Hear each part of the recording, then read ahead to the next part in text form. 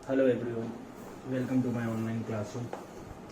हम लोगों ने इवन ऑड फंक्शन देखा था लास्ट क्लास में, पूरा ख़त्म कर दिया था मैंने। ठीक है, 2 लेक्चर में इवन ऑड फंक्शन हो गया था।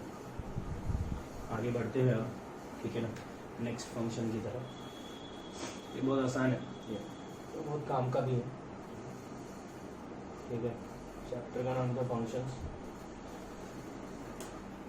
इसमें आज हम लोग पढ़ेंगे, आज का हेडिंग है पीरियोडिक फंक्शन। ठीक है, थोड़ा ध्यान से देखना, ये तुम लोगों को फिजिक्स में हेल्प करेगा, वेव्स में। ठीक है ना, वेव्स के क्वेश्चंस में काम आएगा ये। ठीक है, फॉर्मूला भी है वेव्स में एक दो, वो भी निकाल के दिखाऊंगा। ठीक है, तुम लोगों को पता है पीरियोडिक फंक्शन क्या होता है। जैसे y is equal to sine x, पहले मैं एक्सप्लेन कर देता हूँ। तो अगर तुम साइन एक्स का ग्राफ बनाओगे, साइन एक्स का कुछ ऐसा बनता है 0, पाई, 2 पाई, 3 पाई, 4 पाई, 5 पाई, 6 पाई, 7 पाई एंड सो ऑन। ठीक है, तो हम यहाँ से एक चीज़ बोल सकते हैं, तुम देखोगे ग्राफ में तो कि ये 0 से 2 पाई के बाद फिर से खुद को रिपीट कर रहा है, 4 पाई के बाद फिर से खुद को रिपीट कर रहा है, फिर से खुद को रिपीट कर रहा है। तो हम बोल सकते हैं कि ये जो साइन एक्स का ग्राफ है, ये 2 पाई के बाद खुद को रिपीट कर रहा है। देखो ना, ये 2 पाई, उसके बाद फिर से वही, फिर से वही, फिर से वही। तो हम इसका बोलेंगे कि ये periodic, sign x is a periodic function. समझ में आया ना? पीरियोडिक फंक्शन मतलब खुद को रिपीट कर रहा है फिर टाइम के बाद। Sign x is a periodic function whose period is, और कितने इंटरवल के बाद खुद को रिपीट कर रहा था? 2 पाई के बाद। तो whose पीरियड इज 2 पाई। ठीक है, पाई के बाद खुद को रिपीट कर रहा है क्या? नहीं, पाई के बाद यहाँ ऊपर था तो यहाँ नीचे गया, फिर ऊपर था तो फिर नीचे गया। 2 पाई के बाद खुद को रिपीट कर रहा है। जब कुछ लोग बोलेंगे सर 2 पाई के बाद रिपीट कर रहा है, सर 4 पाई के बाद भी तो रिपीट कर रहा है। ये देखो यहाँ पहुँचा, फिर 8 पाई, फिर तो मैं बोल सकता हूँ कि इसका पीरियड 4 पाई भी है। ठीक है, फिर 6 पाई भी हो सकता है, अरे 3 पाई नहीं होगा। देखो 3 पाई यहाँ पे है, उसके बाद यहाँ से ऊपर से यहाँ तक पहुँचा, फिर नीचे से यहाँ गया। तो 4 पाई देखोगे तो ये देखो यहाँ तक आया, उसके बाद फिर 8 पाई तक आया। तो हम इसका बोल सकते हैं sine x is a periodic function उस period is 2 pi, 4 pi, 6 pi, 8 pi and so on. कुछ भी बोल सकते हो, कोई भी उसका पीरियड हो सकता है इनमें से। ठीक है ना, तो पीरियोडिक फंक्शन क्या है, क्लियर हो गया होगा। अब साइन एक्स के एग्जाम्पल से मैंने बता दिया पीरियोडिक फंक्शन होता क्या। अब मैं पीरियोडिक फंक्शन की डेफिनेशन लिखता हूँ। ठीक है ना, मैथमेटिकल डेफिनेशन क्या है वो देखो। A function y is equal to f of x is said to be periodic if f of x plus t is equal to f of x where t is a positive real number independent of x। ठीक है ना, किसी भी function को हम periodic तब बोलेंगे जब वो ये डेफिनेशन फॉलो करे। और चीज लिख देता हूँ इसमें, for all x in its domain. Domain में जितनी वैल्यूज है उसके लिए ये कंडीशन सेटिस्फाई करना चाहिए। यहाँ पे टी क्या है, तो टी है positive real number independent of x. Positive real number होना चाहिए जो एक्स पे डिपेंड नहीं करना चाहिए। ऑब्वियसली पॉजिटिव रियल नंबर है तो एक्स पे कैसे डिपेंड करेगा।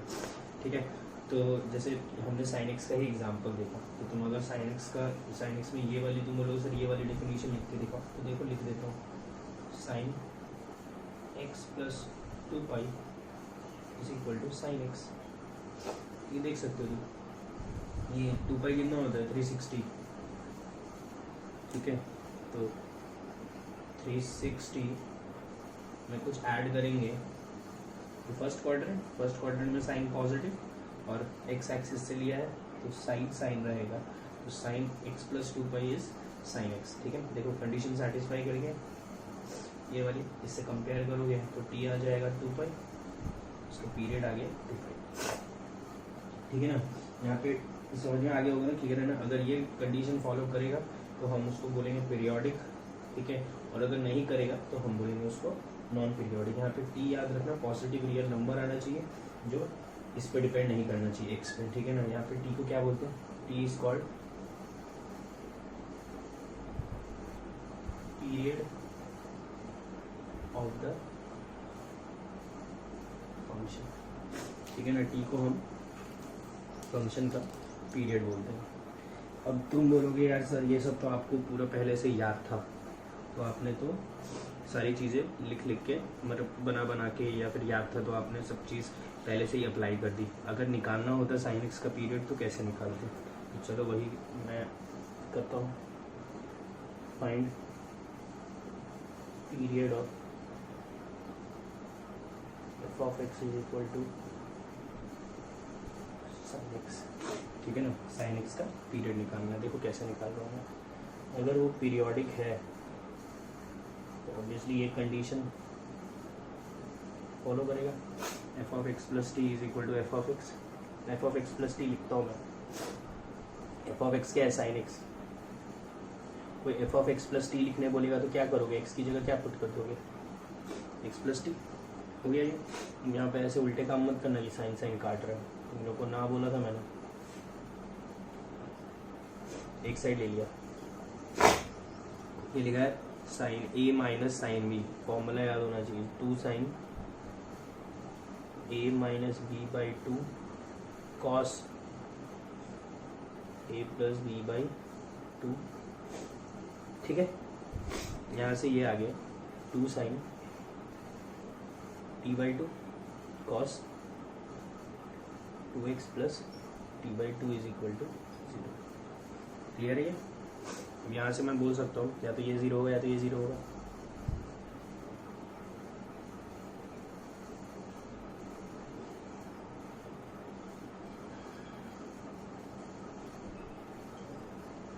ठीक है। साइन 0 कहाँ होता है, तो साइन 0 होता है 0 पे। अरे साइन 0 कहाँ होता है, सब लिखा है, ट्रिग्नोमेट्री के नोट्स खोल के देखो, लिख देता हूँ यहाँ पे।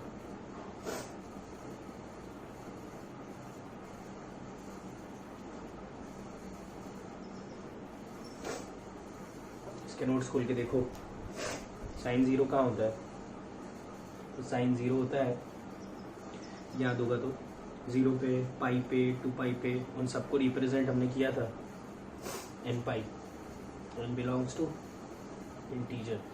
तो यहाँ से लिख देता हूँ 2 is equal to t is equal to 2n pi, ठीक है। यहाँ पे देखेंगे तो cos 0 कहाँ होता है, तो cos 0 कहाँ होता है देख लो यार, मैं डायरेक्ट लिख रहा हूँ, odd multiple of pi by 2, 3 pi by 2, 5 pi by 2, ये कट हो गया। यहाँ से t आ गया, n बिलोंग्स टू इंटीजर लिख देना, 2n plus 1 pi minus 2x, n belongs to integer. Clear है। यहाँ पे तुम देखोगे तो यहाँ पे जो t है वो x पे डिपेंड कर रहा है, t इज इक्वल टू जो भी लिखा है वो x पे डिपेंड कर रहा है, तो t is dependent on x। तो हम ये वाला पार्ट लेंगे क्या, नहीं लेंगे, क्यों, क्योंकि मैंने यहाँ पे साफ साफ लिखा है कि t एक पॉजिटिव रियल नंबर है जो x पे डिपेंड नहीं करता है, तो ऑब्वियसली यही देगा आंसर। अब मैं इंटीजर रखने स्टार्ट करता हूँ, नेगेटिव इंटीजर नहीं रखूंगा, उसका कारण ये है कि t पॉजिटिव होता है। 0 भी नहीं रखूंगा, 0 रखने पे 0 आ जाएगा, तो रखूंगा क्या, 1 2 3 4, तो n को 1 2 3 4 रखोगे तो t मिलेगा 2 पाई, 4 पाई, 6 पाई, 8 पाई, देख लो कहाँ गया। ठीक है, तो ये मैंने तुम लोगों को निकाल के भी दिखा दिया। हर चीज़ का पीरियड निकालना पॉसिबल नहीं होगा इस वे से, वैसे तो अपने कोशिश करेंगे, बाकी अपने को ग्राफिकली ही पीरियड निकालने में सही रहेगा। ठीक है, तो आगे बढ़ते हैं। एक पॉइंट लिख लो बस, नोट, ठीक है ना, समझ गए होगे तुम पीरियड क्या होता है। द स्मॉलेस्ट, ये देख लो, the smallest possible value of t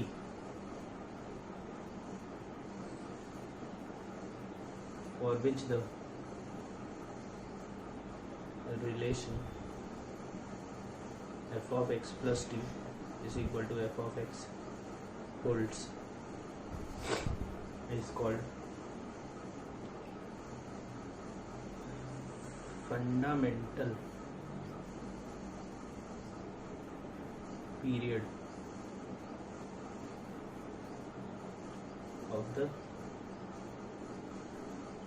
function. ठीक है, जो t की स्मॉलेस्ट पॉसिबल वैल्यू होती है,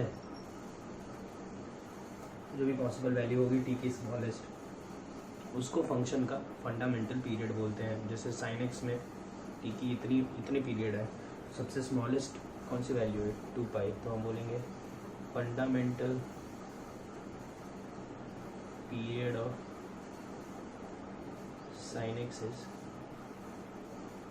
2 पाई।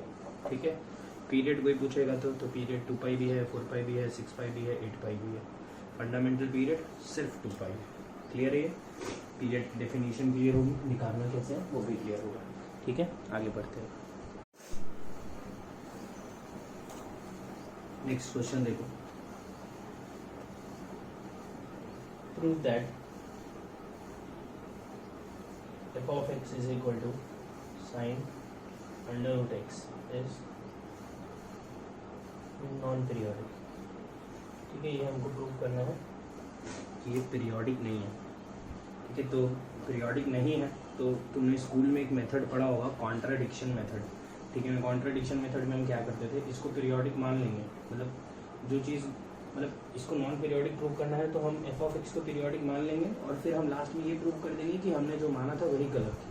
ठीक है ना, तो let f of x be periodic with period t। ठीक है, पीरियोडिक है, उसका पीरियड t है। तो f ऑफ x क्या है, sine under root x, f of x plus t क्या आ जाएगा, जहाँ जहाँ पे x है वहाँ पे x प्लस t। ठीक है, एक साइड लिया,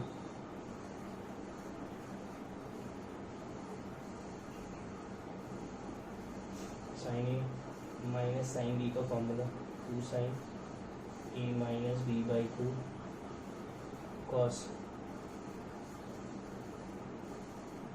ए प्लस बी बाई 2।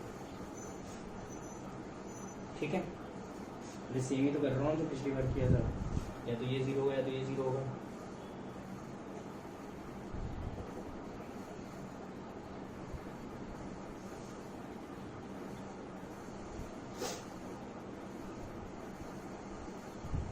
ठीक है, साइन 0 कब होता है,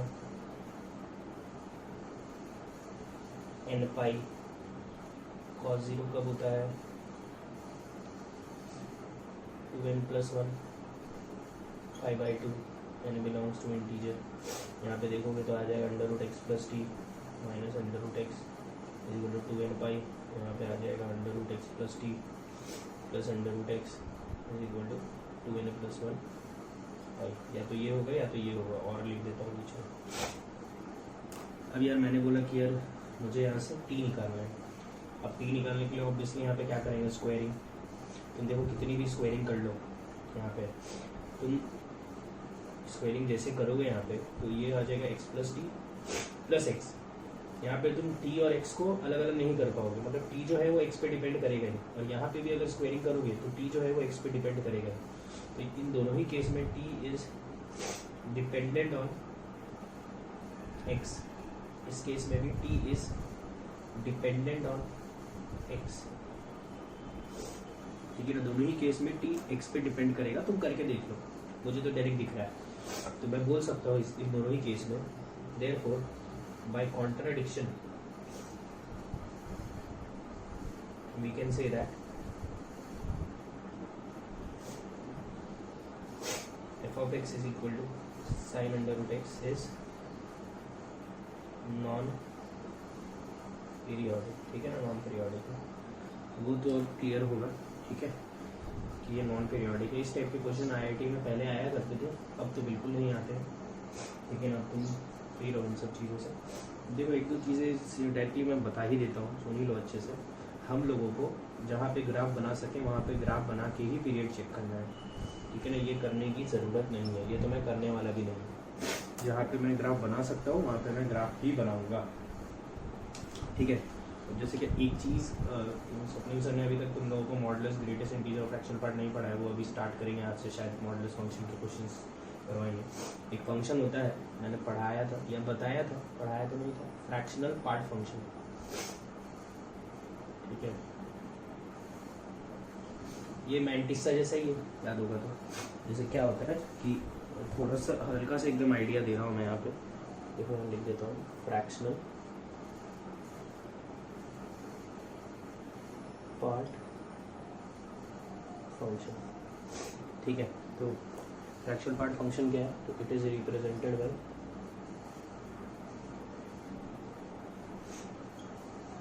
यस कर्ली ब्रैकेट्स, ठीक है।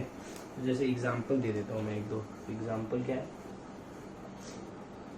0 पॉइंट या 0 पॉइंट हटाता हूँ पहले, 1.1, तो 1.1 का फ्रैक्शनल पार्ट क्या है, तो 1.1 का इंटीग्रल पार्ट क्या है, तो 1.1 का इंटीग्रल पार्ट तुमको याद होगा, 1.1 से जो छोटा वाला इंटीजर 1, तो 1.1 में से 1 सब्ट्रैक्ट कर दो, 0.1। जैसे मैं बोलूँगा 2.9 का फ्रैक्शनल पार्ट क्या है, तो 2.9 में से उसका इंटीग्रल पार्ट सब्ट्रैक्ट कर दो, 0.9। अरे डायरेक्टली 0.9 भी लिख सकते हो, ठीक है। इंटीग्रल ऐसे क्यों समझा रहा हूँ मैं, बताता हूँ, ठीक है ना। जैसे फॉर एग्जांपल 3 का फ्रैक्शनल पार्ट क्या है, तो 3 में से उसका इंटीग्रल पार्ट हटा दो, 0, उसमें फ्रैक्शनल पार्ट है ही नहीं। 0.8 में का इंटीग्रल पार्ट, 0.8 का फ्रैक्शनल पार्ट क्या है, तो 0.8 में से उसका इंटीग्रल पार्ट हटा दो, 0.8 ही है उसका फ्रैक्शनल पार्ट। एक और देख लो 3.7 का, तो 3.7 में से उसका इंटीग्रल पार्ट हटा दो, 0.7। सिमिलरली अब नेगेटिव पॉजिटिव तो बहुत ही क्लियर होगा, तुरंत लिख देना है। नेगेटिव का देखो, -1.1 का क्या है, तो -1.1 का क्या है, तो -1.1 में से उसका इंटीग्रल पार्ट हटा दो, इंटीग्रल पार्ट याद होगा इससे छोटा वाला इंटीजर, दैट इज -2, तो वो हटा दोगे, -1.1 में से -2 हटाओगे तो क्या बचेगा देख लो, 0.9। सिमिलरली -3.6 का, -3.6 माइनस इसका integral part is -4, that is 0.4। Clear है नहीं, समझ में आ गया होगा। जितना स्वप्न सर बताएंगे तो समझ में और अच्छे से आ जाएंगे, ये पूरे डिटेल में बताएंगे। तो जैसे मैं अगर ग्राफ ऑफ फ्रैक्शनल पार्ट बनाऊँ, फ्रैक्शनल पार्ट फंक्शन ऐसे लिखते हैं इसको, तो देखना कैसा दिखेगा ये 0 1 2 3 -1 1। इतना तो समझ में आना चाहिए कि 1 से क्रॉस नहीं करेगा, किसी भी केस में 1 क्रॉस नहीं किया है और हमेशा पॉजिटिव है। तो जैसे अगर मैं अब एक एक करके मैं वैल्यू ही बनाने वाला हूँ, 0 का बनाऊंगा तो 0 आएगा, 0 का फ्रैक्शनल पार्ट इज 0, 0.1 का फ्रैक्शनल पार्ट इज 0.1, 0.2 का इज 0.2, 0.3 का इज 0.3, 0.9 का इज 0.9। तो ये कुछ ऐसी लाइन बनेगी, ठीक है। 1 का इज फिर से 0, अरे 1 का फ्रैक्शनल पार्ट क्या आएगा, तो 1 माइनस इंटीग्रल पार्ट 0, ठीक है। 1.1 का 0.1, 1.2 का 0.2, 0.3, ऐसे फिर से ये वाली लाइन बनेगी। 2 का फिर से 0, 2.1 का 0.1, ठीक है। ये ऐसा बनता है इसका ग्राफ, ठीक है। अब बस एक चीज़ इसमें सुन लो, 1 का फ्रैक्शनल पार्ट क्या आया था, 1 का 0 आया था, तो 1 का 0 आया तो हम 1 का 0 दिखाएंगे और यहाँ पे ओपन बना के दिखाएंगे कि ये नहीं आ रहा है, ठीक है ना। यहाँ ओपन देखो क्या होता है कि अगर मैं सिर्फ ऐसे ही ग्राफ छोड़ दूँ, मान लो ऐसे छोड़ दिया मैंने, यहाँ पे देख लो, सुन लो, समझ लो इसको।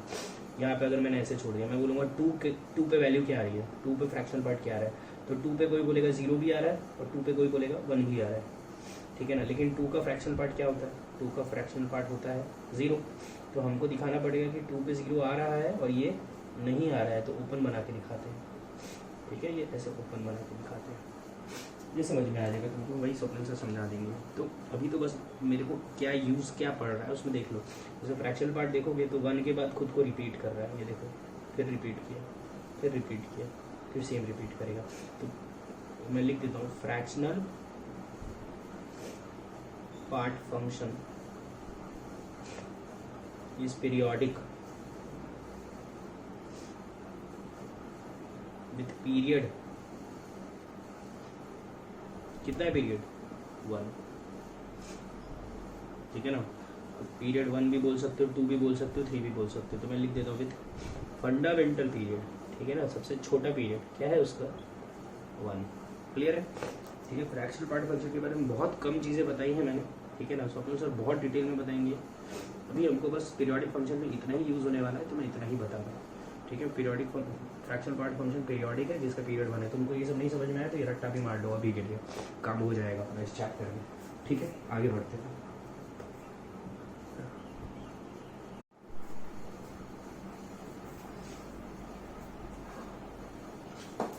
नेक्स्ट हेडिंग देखो, पीरियोडिक फंक्शन पढ़ेंगे अभी, ठीक है ना। उसमें नेक्स्ट हेडिंग क्या है सुन लो ध्यान से।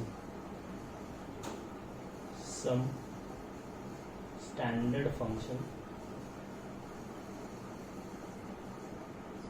एंड देयर पीरियड, ठीक है। कुछ स्टैंडर्ड फंक्शंस बता रहा हूँ और उनका पीरियड बता दे रहा हूँ, तो उसको क्या रट्टा मार लो, काम आएगा। तो यहाँ फंक्शन लिख देता हूँ, पीरियड लिख देता हूँ, ठीक है। तो पहला फंक्शन है, क्या अपने को प्रॉब्लम नहीं होगी इन सब में, साइन एक्स। दूसरा है कॉस एक्स, तीसरा है टैन एक्स, चौथा है फ्रैक्शनल पार्ट ऑफ एक्स, ठीक है ना। यही 4 सबसे काम के पीरियड, काम के फंक्शंस हैं। साइन एक्स का पीरियड होता है 2 पाई, कॉस एक्स का पीरियड भी होता है 2 पाई, ग्राफ बना लो। टैन एक्स का पीरियड सोच के बताओ मुझे, ठीक है। फ्रैक्शनल पार्ट का भी बताई थी मैंने तुमको। टैन एक्स का पीरियड क्या होता है, तो टैन एक्स का मैं बना लेता हूँ ग्राफ।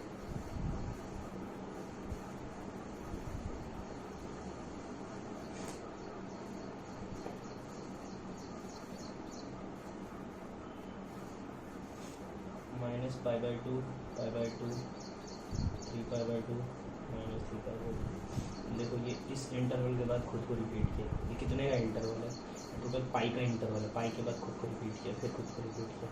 तो टैन एक्स का पीरियड क्या होता है, टैन एक्स का पीरियड होता है पाई। क्लियर है, ये भी याद रख सकते हो, ठीक है। याद रख ही लो, काम आएगा। तो यहाँ तक ये सारी चीज़ें तुम लोगों को समझ में आ गई होगी मेरे हिसाब से, ठीक है। अब हम आगे बढ़ते हैं सबसे इम्पॉर्टेंट पॉइंट पे इस चैप्टर के, तो सबसे ज़्यादा काम आएगा। तो प्रॉपर्टीज हेडिंग डाल रहा हूँ, नोट के फॉर्म में भी लिखा सकता था सीधा, properties of periodic function heading डाल रहा हूँ, ठीक है। इसमें हर एक प्रॉपर्टी में डिटेल में एक्सप्लेन करूँगा, एक एक करके प्रॉपर्टी लिखता जाऊँगा, उसको डिटेल में एक्सप्लेन करता जाऊँगा। तो प्रॉपर्टी नंबर 1 है, ठीक है। देखो यहाँ पे ध्यान से, sine x, cos x, cosec x, sec x, ये चारों पीरियोडिक फंक्शन है। चारों का पीरियड 2 पाई है, ठीक है। तुम लोग अपने ट्रिग्नोमेट्री के नोट्स निकाल के इन सब के ग्राफ देख लो, तुमको पीरियड दिख जाएगा, सबका 2 पाई है। अब हम किसकी बात कर रहे हैं, साइन एक्स की पावर n, कॉस एक्स की पावर n, कोसेक एक्स की पावर n और सेक एक्स की पावर n की, ठीक है ना। पावर n होगा तो क्या होगा, ठीक है। तो पावर n को डिस्कस करने के लिए मैं यहाँ पे तुम लोगों को 2 ग्राफ्स बना के दिखाऊंगा, ठीक है ना। मैं कौन से 2 ग्राफ बना रहा हूँ, मैं साइन एक्स का बनाऊंगा, साइन एक्स का तो पता ही है, मैं साइन स्क्वायर एक्स का बनाऊंगा और मैं साइन क्यूब एक्स का बनाऊंगा, ठीक है। तो मैं सबसे पहले तो किसका बनाऊँ, साइन स्क्वायर एक्स का बना लेता हूँ, ठीक है। तो सबसे पहले तुम लोग साइन एक्स का ग्राफ याद होना चाहिए उसके लिए, ठीक है। साइन एक्स का ग्राफ है थोड़ा सा यहाँ पर इतने से बना देता हूँ, चलिए। 0 पाई 2 पाई,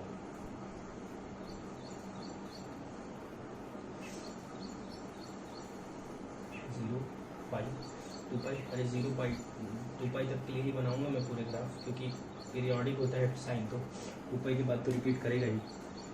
मैं तो सिर्फ यहाँ पे साइन स्क्वायर एक्स का ग्राफ बना रहा हूँ 0 से 2 पाई तक के लिए, और यहाँ पे साइन क्यूब एक्स का ग्राफ बना रहा हूँ 0 से 2 पाई तक के लिए, ठीक है। सुनो, साइन स्क्वायर 0 पे 0, पाई पे 0, 2 पाई पे 0, और π/2 पे साइन π/2 इज 1, ठीक है। यहाँ पे π/2 पे साइन π/2 इज 1 का क्यूब इज फिर से 1, ठीक है। अब समझना तुम ध्यान से, साइन एक्स में पहले 30 पे वैल्यू आती थी 1/2, अभी 30 रखोगे तो 1/2 का स्क्वायर इज 1/4। अरे थोड़ा सा नीचे आ जाएगा, ठीक है। तो देखो ये जो ग्राफ ऐसे बना है ना, ये थोड़ा सा ग्राफ बस नीचे आ जाएगा। मैं एग्जैक्ट ग्राफ नहीं बना रहा, तो ग्राफ कुछ ऐसा ही बनेगा, ठीक है। सिमिलरली ये भी यहाँ पे भी नीचे आ जाएगा, ठीक है। अभी पहले 3π/2 पे वैल्यू क्या आती थी? पहले 3π/2 पे वैल्यू आती थी -1। अभी तुम यहाँ पे sin 3π/2 रखोगे तो -1 नहीं आएगी। sin 3π/2 इज -1 का स्क्वायर, फिर से क्या हो जाएगा 1, ठीक है। और सिमिलरली अरे ग्राफ थोड़ा सा नीचे शिफ्ट हो जाएगा। पहले जो 30 पे वैल्यू 1/2 आती थी, अभी 1/4 आएगी, ठीक है। वैल्यू थोड़ी थोड़ी थोड़ी थोड़ी कम होती जाएगी। यहाँ पे भी क्या होगा देखो, जो पहले वैल्यू 90 पे तो 1 ही आएगा, 1 का क्यूब इज 1। पहले जो 30 पे वैल्यू 1/2 आती थी, यहाँ पे 1/4 है, यहाँ पे क्या आएगी 1/8, तो वैल्यू और कम हो जाएगी, ठीक है। सिमिलरली और कम हो जाएगी 3π/2 पे वैल्यू जो पहले -1 आती थी, अभी -1 का होल क्यूब इज फिर से -1, ठीक है। ये मैंने एग्जैक्ट ग्राफ्स नहीं बनाए, मैंने थोड़े बहुत आइडिया दिया है, एग्जैक्ट ग्राफ भी बनाएंगे तो तुमको यहाँ पे समझ में आ गया। स्क्वायर में क्या होगा, पॉजिटिव ही रहेगा पूरा, नेगेटिव वाला भी ऊपर चला जाएगा, फिर ये ऐसे ही बनेगा, तो ये ऐसे ही बनेगा। क्यूब में क्या होगा, पॉजिटिव वाला पॉजिटिव ही रहेगा, नेगेटिव वाला नेगेटिव साइड में ही रहेगा। तो जब इसका पीरियड क्या है, ये खुद को पाई के बाद ही रिपीट करने लग गया, और इसका पीरियड क्या है, अभी ये खुद को 2π के बाद ही रिपीट करेगा, ठीक है। तो हम यहाँ पे 2 केस में डिवाइड करते हैं। जब भी ऐसा कुछ दिया रहेगा तो हम 2 केस देखेंगे। अगर n रहा ऑड और अगर n रहा इवन, अगर n रहा ऑड, तो ऑड के केस में पीरियड इज 2π, और अगर n रहा इवन, इवन के केस में पीरियड इज π। क्लियर है? ऑड में तुम याद भी रख सकते हो, यार 1 ऑड है तो साइन इसका पीरियड 2 है।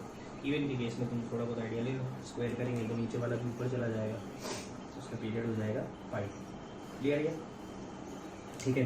सेकंड देखो, सेकंड प्रॉपर्टी, ये इंपॉर्टेंट है, बहुत बहुत यूज होगा, यही सबसे ज़्यादा यूज होता है। सेकंड प्रॉपर्टी देखो,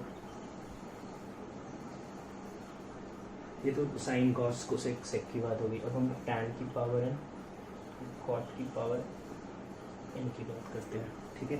तो पहले तो मैं वही y is equal to tan square x का ग्राफ बना लेता हूँ, और y is equal to tan x का ग्राफ बना लेता हूँ, ठीक है। टैन क्यूब का क्या ही करूँगा बना के, वो भी तो ऑड ही है, टैन x भी तो ऑड है पावर।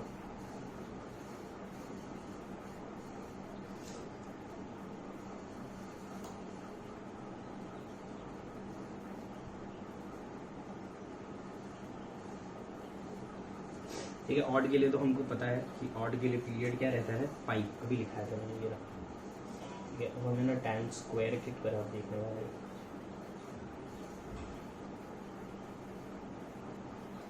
-π/2, π/2, 3π/2, -3π/2, 0 पे 0, यहाँ पे π/4 पे क्या आता था 1, यहाँ पे भी π/4 रखेंगे तो 1। तो ग्राफ थोड़ा सा नीचे और थोड़ा ऐसे ही बनता है कुछ, ठीक है, कोई प्रॉब्लम नहीं होती उसमें। पहले 60 पे वैल्यू आती थी √3, अभी 60 पे वैल्यू क्या आएगी, √3 का स्क्वायर इज 3, थोड़ा सा ऊपर चला जाएगा बस, ठीक है। बनेगा ऐसा ही कुछ, कर्व ही बनेगा। अब यहाँ पे क्या है, नेगेटिव वैल्यूज, तुम सोच के देखो, यहाँ पे -45 रखते थे तो -1 आता था, है ना। यहाँ -45 रखेंगे तो क्या आएगा, -1 का स्क्वायर इज फिर से 1, तो ये ऊपर ही चला जाएगा, ठीक है। इधर भी तुम देखोगे तो ऐसा ही बनेगा। सिमिलरली सोच लो ना। तो अब मैं इसका पीरियड पूछूंगा, तो इसका पीरियड यार अभी भी तो देखो ना, ये इतना फिर से यहाँ पे रिपीट हो रहा है, फिर से आगे रिपीट होगा, फिर से आगे रिपीट होगा, तो अभी भी पीरियड क्या है, पाई ही तो है, ठीक है। तो यहाँ पे n ऑड हो या इवन हो, उसका पीरियड क्या रहेगा, ऑलवेज पाई, ठीक है। तो n पे डिपेंड नहीं करता है, कुछ भी लिखा है तुम याद रखना, पीरियड इसका सीधा सीधा मार्क कर सकते हो, पाई, ठीक है। टैन और कॉट के केस में फर्क नहीं पड़ता है। थर्ड प्रॉपर्टी लिखता हूँ मैं। थर्ड प्रॉपर्टी देखो, mod sine x, mod cos x, mod tan x, mod sec x, mod cosec x, mod cot x, ठीक है ना। मॉड की बात करें तो सब में मॉड लगा दिया। तो तुमको याद होगा मॉड क्या करता है, मॉड नेगेटिव को पॉजिटिव में ले जाता है, ऊपर ले जाता है। तो याद होगा ये साइन एक्स का ग्राफ है, अगर मॉड लगा दिया तो नीचे वाला कहाँ चला जाता है, बस ऊपर। इसका पीरियड क्या हो जाएगा, देखो ना पाई के बाद ही खुद को रिपीट करने लग गया। सिमिलरली तुम सबका ग्राफ देख लेना, सब पाई के बाद ही खुद को रिपीट करने लगेंगे, बस नीचे वाला ऊपर ले जाएगा। तो इन सबका पीरियड रहता है पाई, ठीक है। Fourth, fundamental period of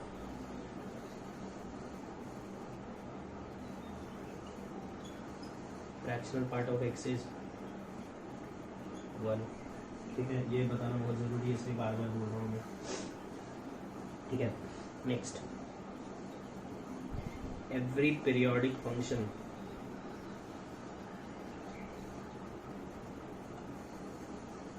is many one function, ठीक है। Periodic function many one function ही होगा, क्यों?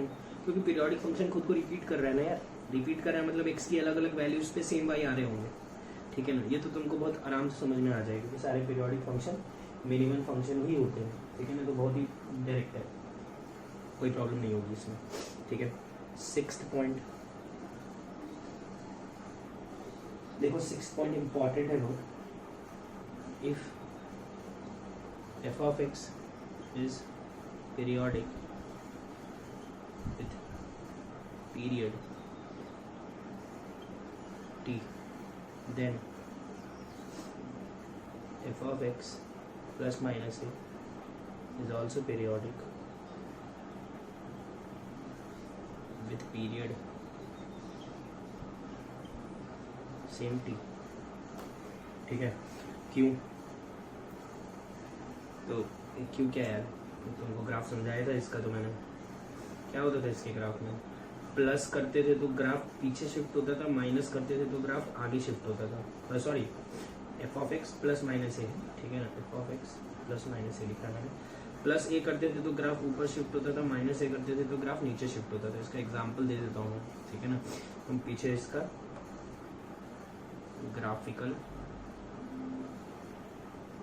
ट्रांसफॉर्मेशन एक बार देख लो, ठीक है। मैं एक काम करता हूँ, इसके जितने भी पॉइंट्स थे मैं सारे पॉइंट्स एक बार लिख देता हूँ, उसके बाद मैं एक्सप्लेन करता हूँ। सारे क्या एक और ही पॉइंट है इसके लिए, ठीक है ना, उसके बाद चेंज ही होगा पॉइंट। तो मैं इसका एक और पॉइंट लिखता हूँ, उसके बाद मैं वो दोनों साथ में, ये और वो दोनों साथ में एक्सप्लेन करता हूँ, ठीक है। बाकी तुम ग्राफिकल ट्रांसफॉर्मेशन देखो इसमें क्या होता है, ठीक है ना, बताया है मैंने,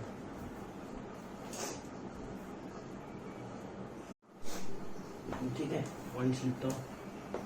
पहला पॉइंट लिखो, f of x is periodic with period t, then f of x plus minus is also periodic with period t. देखो, f of x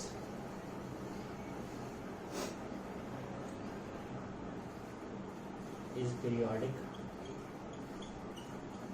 with period t, then f of x plus minus a is also periodic with period t. If f of x is periodic with period t,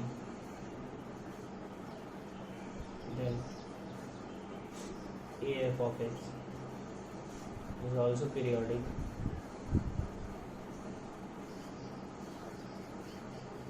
with period t. If f of x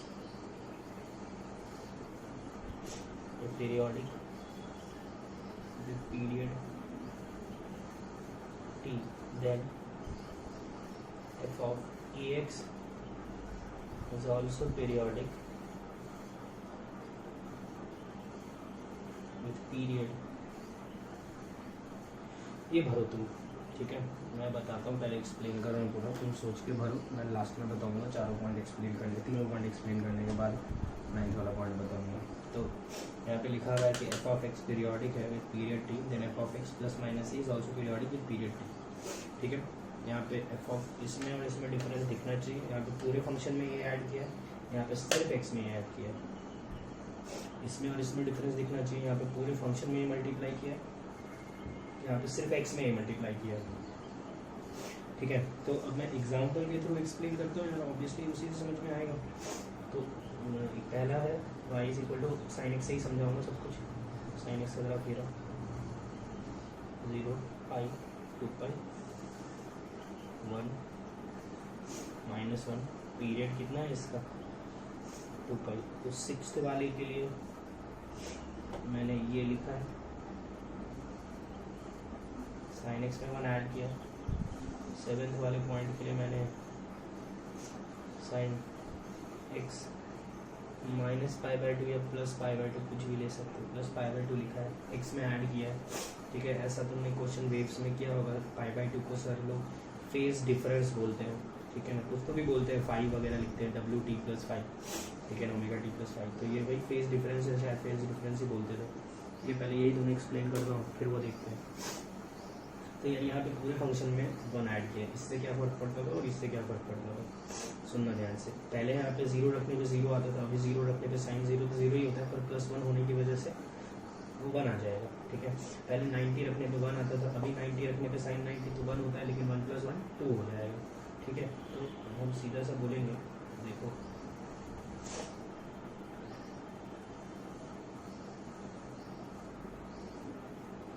पहले 0 रखने पे क्या आ रहा था 0, अभी 0 रखने पे क्या आ रहा है 1, पहले 90 रखने पे क्या आ रहा था 1, अभी 90 रखने पे क्या आ रहा है 2, ऐसा बनेगा। पहले 3π/2 रखने पे क्या आ रहा था -1, अभी आएगा -1 + 1 = 0, ठीक है। देखो पूरा का पूरा ग्राफ कहाँ शिफ्ट हो गया, ऊपर शिफ्ट हो गया। तो ऊपर शिफ्ट होने से क्या होगा, पीरियड थोड़ी ना चेंज होगा, अभी भी खुद को 2π के बाद ही तो रिपीट करेगा। इसलिए मैंने अगर यहीं पर वही लिखा है कि अगर f(x) का पीरियड t है तो f(x + -a) का भी पीरियड t ही होगा। ये देखो उसके लिए क्या बताया था, इसके लिए मैंने बोला था कि 0 रखने पे साइन 0 बनता है, यहाँ पे क्या रखने पे 0 बनेगा, यहाँ पे -π/2 रखोगे तो -π/2 + π/2 क्या होगा 0। तो जो काम यहाँ 0 पे हो रहा था वो काम यहाँ पे किस पे होगा, -π/2 पे होगा। तो मैंने बोला था पूरा का पूरा ग्राफ पीछे शिफ्ट कर देना, कितने से π/2 से पीछे शिफ्ट कर देना, ठीक है। 0 रखने पे क्या आ रहा है, 0 रखने पे π/2 आ रहा है, साइन π/2 कितना होता है 1। तो पूरा का पूरा ग्राफ पीछे शिफ्ट हो गया। फिर पीछे शिफ्ट करो, आगे शिफ्ट करो, शिफ्ट ही हुआ है ना ग्राफ।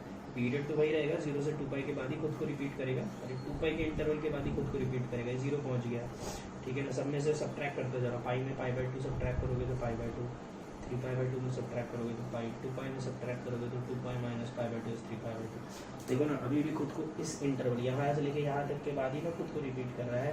तो ये पूरा इंटरवल का लेंथ कितना है, यहाँ से यहाँ तक तो हो गया 3π/2, और ये लेंथ हो गया π/2। ऐड कर दो दोनों को, 2π आ जाएगा। तो पीरियड सेम रहता है। ग्राफ ऊपर नीचे शिफ्ट करने से, आगे पीछे शिफ्ट करने से पीरियड चेंज नहीं होता है, पीरियड सेम रहता है, सेम रहता है इस केस में भी। क्लियर है, ठीक है। अब 8th वाला एग्जांपल देखो, ठीक है। तो 8th के लिए मैं एग्जांपल ले रहा हूँ y = 2 sin x, और 9th के लिए मैं एग्जांपल ले रहा हूँ y = sin 2x। 9th वाला मोस्ट इम्पॉर्टेंट है, ठीक है। इसको स्टार मार्क कर रहा हूँ मैं, ये काम आएगा हमारे क्वेश्चंस करने के लिए। तो 2 sin x का ग्राफ बनाता हूँ पहले मैं।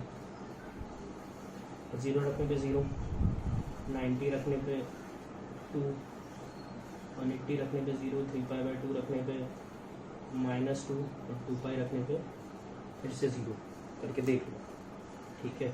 तो मैंने तुम लोगों को बोला भी था इस केस में कि अगर पूरे फंक्शन में कुछ मल्टीप्लाई किया है तो क्या होता है, उसका रेंज चेंज हो जाता है। पहले रेंज क्या था -1 से 1, अभी रेंज क्या आएगा -2 से 2। तो रेंज चेंज हुआ, मतलब y में चेंजेस आए हैं। पीरियड तो x देता है, तो इसका तो पीरियड चेंज नहीं होने वाला है, इसका भी पीरियड क्या रहेगा 2π ही रहेगा, 2π के बाद ही खुद को रिपीट करेगा, ठीक है। अब मैं इसमें क्या बोला था, यही है सबसे इम्पॉर्टेंट। देखो इसमें मैंने बोला था कि अगर साइन 2x है, मतलब x में कुछ मल्टीप्लाइड है, तो मैंने सीधा रट्टा मरवाया था। मैंने बोला था ये तो याद करके रखो, डिवाइड x एक्सिस बाई 2, पूरे x एक्सिस को 2 से डिवाइड कर दो। उसको समझाया कैसे था, मैंने बोला था 0 पे 0, पहले जो काम साइन x में जो काम 90 पे होता था, अभी वो काम 45 पे ही हो जाएगा। देखो वहाँ पे 45 रखोगे तो 2 × 45 90 बन जाएगा, ठीक है। पहले जो काम पाई पे होता था, अभी वो काम π/2 पे ही हो जाएगा, ठीक है। तो हमने इसको ऐसे रट्टा मार लिया था कि पूरे x एक्सिस को 2 से डिवाइड कर देना, तो ग्राफ ये बन गया। देखो एक्स एक्सिस में चेंजेस आए यहाँ पे, ठीक है ना, तो ऑब्वियसली पीरियड चेंज होगा क्योंकि पीरियड एक्स एक्सिस ही देता है। यहाँ पे पीरियड क्या था 2 पाई, यहाँ पे पीरियड क्या हो जाएगा पाई। देखो ना खुद को पाई के बाद ही रिपीट करने लग गया ये। तो एक चीज़ याद रखना है यहाँ पे, अगर एक्स में कुछ मल्टीप्लाइड है से तो पीरियड चेंज होगा। कैसे होगा चेंज, जैसे वहाँ पे तुमने देखा कि साइन 2x का पीरियड, साइन x का पीरियड 2 पाई था, तो साइन 2x का पीरियड क्या आ गया 2 पाई बाई 2, क्योंकि एक्स एक्सिस किससे डिवाइड हुआ 2 से डिवाइड हुआ। तो हम यहाँ पे बोलेंगे कि अगर एफ ऑफ एक्स का पीरियड t है तो एफ ऑफ ए एक्स का पीरियड होगा t अपॉन ए, ठीक है, ए नहीं लिखना बस मॉडल लगा देना। तो अगर मान लो -2 हो जाता तो t अपॉन -2 नेगेटिव हो जाता ना, तो हम क्या मॉड लगा के पॉजिटिव बना देते क्योंकि पीरियड इज नेवर नेगेटिव, ठीक है। जैसे क्वेश्चन करते हैं, find fundamental period of first fractional part of x, second fractional part of x plus 3, third fractional part of x plus 3। देखो कैसे लिखा है, डिफरेंस समझ लो, fractional part of x into 3, fourth fractional part of 3x 6, fractional part of 3x plus 1 7th, 3 fractional part of x plus 1, ठीक है। जितना भी मेरे को समझ में आता था सब लिख दिया मैंने, ठीक है। तो जैसे इसका period fundamental period is equal to 1, ठीक है। यहाँ पे हमने कुछ ऐड किया है, कुछ ऐड करने से क्या होता है ग्राफ ऊपर शिफ्ट होता है, सबट्रैक्ट करने से नीचे शिफ्ट होता है, उससे फंडामेंटल पीरियड चेंज नहीं होता है, ठीक है। यहाँ पे हमने क्या किया, एक्स में कुछ ऐड किया है तो ग्राफ पीछे जाएगा, कितना पीछे जाएगा तो 3 पीछे जाएगा, पीछे आगे जाने से फंडामेंटल पीरियड चेंज नहीं होता है। यहाँ पे हमने क्या किया है, पूरे फंक्शन में कुछ मल्टीप्लाई किया है, तो कुछ मल्टीप्लाई करने पे ग्राफ का रेंज चेंज होता है, मतलब वाई में चेंज होगा, पूरे में मल्टीप्लाई किया है तो फंडामेंटल पीरियड 1 रहेगा। यहाँ पे हमने एक्स में मल्टीप्लाई किया, तो अगर हम एक्स में कोई चीज़ मल्टीप्लाई करते हैं तो पीरियड या ग्राफ पूरा एक्स एक्सिस उस नंबर से जो भी जिससे भी मल्टीप्लाई करते हैं उससे डिवाइड हो जाता है। तो यहाँ पे फंडामेंटल पीरियड क्या आ जाएगा 1/3, ठीक है। यहाँ पे एक्स में मल्टीप्लाई भी किया और ऐड किया है, ऐड करने में तो कोई फ़र्क नहीं पड़ता, मल्टीप्लाई करने में फ़र्क पड़ता है, ठीक है। यहाँ पे भी कुछ मल्टीप्लाई किया है और कुछ ऐड किया है, ऐड करने पे तो कोई फ़र्क नहीं पड़ता है। मल्टीप्लाई भी एक्स से नहीं किया है, पूरे फंक्शन में मल्टीप्लाई किया है, तो फंडामेंटल पीरियड चेंज होगा क्या, नहीं होगा, अभी भी 1 ही रहेगा। पूरे फंक्शन में मल्टीप्लाई किया, देखो ना यहाँ पे भी तो वही है सेम, ठीक है। तो अभी ये सब क्या और डिटेल में देखेंगे तो सब क्लियर होता जाएगा, लेकिन मेरे हिसाब से अभी तो इतना बहुत तुमको क्लियर होगा, ठीक है। तो फंडामेंटल पीरियड आज के लिए इतना ही रखते हैं, ठीक है। ज़्यादा डिटेल में बता दूंगा एक ही दिन में, तो डाउट्स आएंगे, अभी के लिए इतना रखते हैं। मैं होमवर्क दे रहा हूँ, वो होमवर्क करना तुम्हारा काम रहेगा अभी, ठीक है। Thank you.